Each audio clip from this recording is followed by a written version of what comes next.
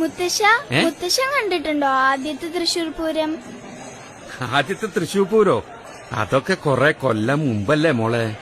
ഒരു 1796-98 സമയം. അന്ന് തൃശൂരിൽ നിന്നും കുറെ ദേശങ്ങൾ ആറാട്ടുപുഴ പൂരത്തിന് പങ്കെടുക്കാൻ പുറപ്പെട്ടു. പക്ഷേ ആരും ഒട്ടും പ്രതീക്ഷിക്കാത്ത നേരത്ത് ഒരു ഭയങ്കര മഴ.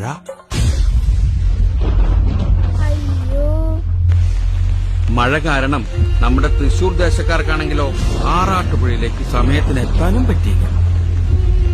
അതുകൊണ്ട് അന്നത്തെ ആറാട്ടുപുഴ നാടുവാഴികള് തൃശൂർ ദേശങ്ങളെ പൂരത്തുനിന്ന് അങ്ങോട്ട് വിലക്കി. ഒരുപാട് ആശിച്ചു പോയ പൂരത്തിന് പങ്കെടുക്കാൻ പറ്റാത്ത വിഷമം തൃശൂർക്കാർ ഓടി വന്ന് പറഞ്ഞത് അന്നത്തെ കൊച്ചി രാജാവായിരുന്ന രാമവർമ്മ കുഞ്ഞിപ്പിള്ള തമ്പുരാനോടായിരുന്നു.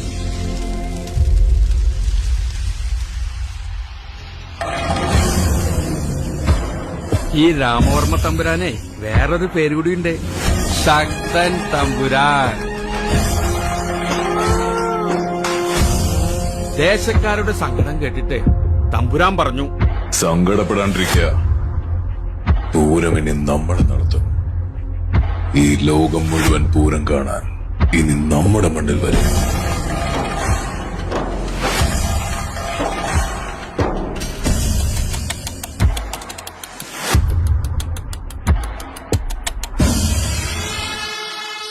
ആറാട്ടുപുഴ പൂരവും തൃശൂർ പൂരവുമെല്ലാം നമ്മൾ ഒരുപോലെ ആഘോഷിക്കുമെങ്കിലും അന്നത്തെ നാടുവാഴികളുടെ ധാർഷ്ട്യത്തിന് മുന്നിൽ തോറ്റുകൊടുക്കാതെ മാറ്റി നിർത്തപ്പെട്ടവർക്കും തിരിച്ചുവരവുണ്ടെന്ന് തെളിയിച്ച ഒരു ജനതയുടെ കഥയാണ് തൃശൂർ പൂരത്തിന്റെ ചരിത്രം.